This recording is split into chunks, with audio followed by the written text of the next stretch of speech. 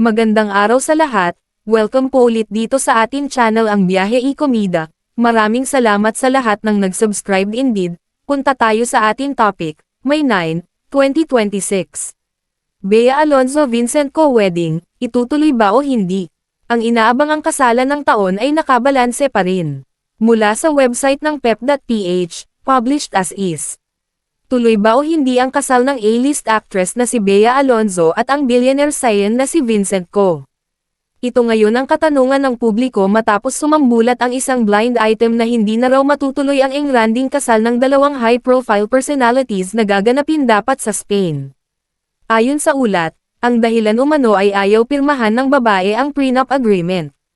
Marami ang naghihinalang ang tinutukoy sa kumalat na blind item ay sina Bea at Vincent dahil sila ang mga kilalalang personalidad na napapaulat ang kasalan sa Spain ngayong kalagitnaan ng Mayo. Kaugnay nito ay nagsaliksik ang pep.ph, Philippine Entertainment Portal, sa katotohanan sa likod ng usap-usapang ito.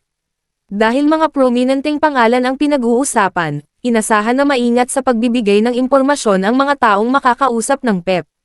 Sa katunayan, walang iisang source ang nakapagsabi ng kabuuan ng kwento. Ngunit ayon sa sources ng PEP mula sa mundo ng showbiz, business, at fashion, totoo ngang natigil ang dati-rati tuloy-tuloy na paggulong ng malaking kasalan. Ngunit nakatanggap ng abiso ang mga panauhing una nang naimbitahan na humihingi ng paumanhin o dispensa sa abalang naidulot ng mga pagbabago sa kasal. Sa katunayan, makailang beses nang, on and off, ang pagpapakasal ni Bea at Vincent. At sa kasalukuyan, wala pa ring linaw kung ito ay, on or off. Marami sa nakausap na sources ang nagsasabing ang isyu ng prenuptial agreement, o prenup, na isang legal na kasulatang nagtatalaga ng mga kondisyon para sa pagsasama ng ikakasal, ang malaking sanhi ng urong-sulong na kasal. Dahil mula sa isang kilala at mayamang Filipino-Chinese family si Vincent, hindi katakatakang humingi ang kanyang partido ng isang prenup agreement. Karaniwan itong ginagawa hindi lamang ng Filipino-Chinese families kundi ng mga pamilyang malaki ang mga ari-arian.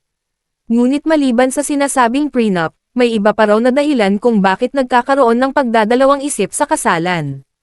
Ayon sa ilang insider, mas matutuwa ang konserbatibong pamilya ng lalaki kung hindi naging showbiz personality ang mapapangasawa ng kanilang nag-iisang anak na lalaking tagapagmana. Ang showbiz ay kilalang nakakatawag pansin ng celebrity reporting, isang bagay na hindi inaasam ng isang pamilyang tutok sa business. Liban dito, marahil daw ay nag-iisip din ang partido ng lalaki sa magiging anak ng dalawa. Kung matutuloy ang kasalan nitong May 2026, si Bea ay 38 na taong gulang at si Vincent ay 45. Ayon sa pinakahuling impormasyon na natanggap ng PEP, hindi pa rin malinaw kung ano ang magiging desisyon ni Bea at Vincent sa isang kasalang nagpaghandaan na ng mga ninong at ninang at mga panauhing lilipad sa Espanya.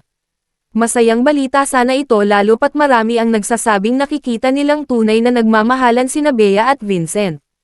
Hangad ng marami na magkaroon ng hindi lang isang masayang wedding day kundi isang lasting marriage ang low-key but happy couple na ito. E-click ang mga link sa description box, para sa iba pang update sa Bea and Vincent wedding. At yan ang ating latest showbiz chika update for today. Please like and share ang video at huwag kalimutan mag-subscribe. I-click ang notification bell for more showbiz chika updates at suportahan po ang ating Facebook page. Maraming salamat sa lahat ng nag-subscribe indeed. Magandang buhay sa lahat. Adios.